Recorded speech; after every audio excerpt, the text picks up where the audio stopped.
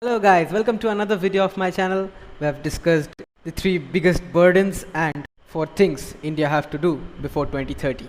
And now today we are going to talk about the five biggest strengths of India. But before that, let me just clear that the With India series will be continued but in English. But now here it is, the five biggest strengths of India. So let's dive into the topic and let's begin.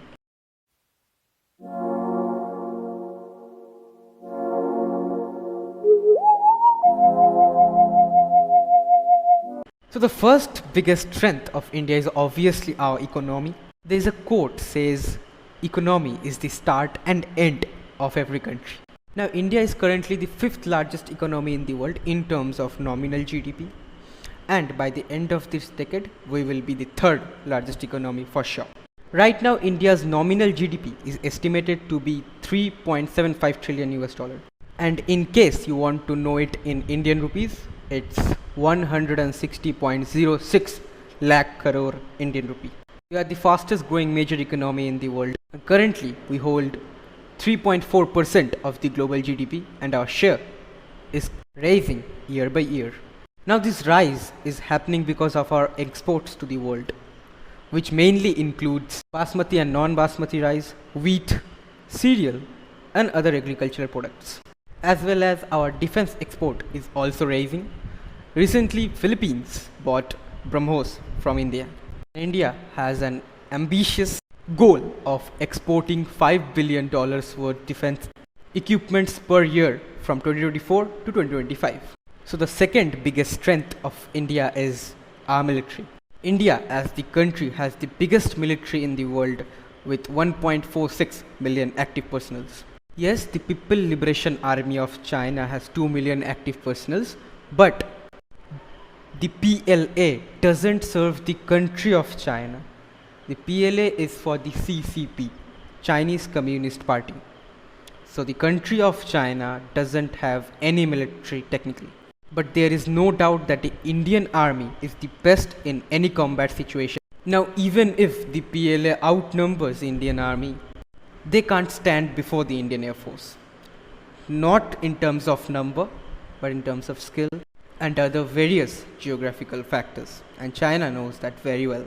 Now if you're wondering why I'm not talking about the Pakistani army, then I would like to quote our foreign minister that it's the verdict of the market.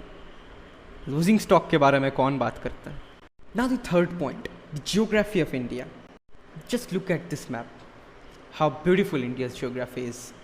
We're surrounded by various natural boundaries.